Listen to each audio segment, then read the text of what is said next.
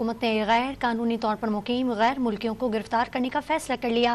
गैर मुल्कियों की गिरफ्तारी के फैसले पर अमल दरामद डेडलाइन के खात्मे के बाद किया जाएगा। मजीद जान लेते हैं डॉन न्यूज़ के नुमाइंदे शकील करार से। शकील करार बताएगा डेडलाइन खत्म होने के बाद मजीद क्या इकदाम किए जाएंगे। जी बिल्कुल, इंटीरियर मिनिस्टर ने जो गुज़िश्ता दिनों इस्लामाबाद में प्रेस कॉन्फ्रेंस के दौरान बताया था कि 31 अक्टूबर तक पूरे पाकिस्तान में अफगान बाशिंदों समेत दीगर जो गैर मुल्की गैर कानूनी तौर पर यहाँ क़याम पजीर हैं उनको वतन वापसी के लिए 31 अक्टूबर की डेडलाइन दी थी, जो आज 12 बजे खत्म हो जाएगी। उसके बाद कहा गया था कि इनको तमाम ऐसे गैर मुल्कियों को जो गैर कानूनी तौर पर क़याम पजीर हैं उनको गिरफ्तार करके डिपोर्ट किया जाएगा। उसके हवाले से इस्लामाबाद पुलिस ने बाकायदा अपनी SOPs तरतीब दे दी है, जिसके मुताबिक तमाम जो गैर मुल्की है अफगानी है जो भी है उनके कागजात चेक किए जाएंगे, तो वीज़ा वैलिड है या एक्सपायर के वो बात अवर से हो चुका है। और जो गैर कानूनी तौर पर यहाँ पर क्या क़याम पजीर है उनको गिरफ्तार करके उससे जो माल जब्त होगा उसकी लिस्ट बनाई जाएगी और फिर यहाँ पर हाजी कैम्प में सेंटर जो है वो कायम किया गया है जहाँ पर उनको रखा जाएगा और उसके बाद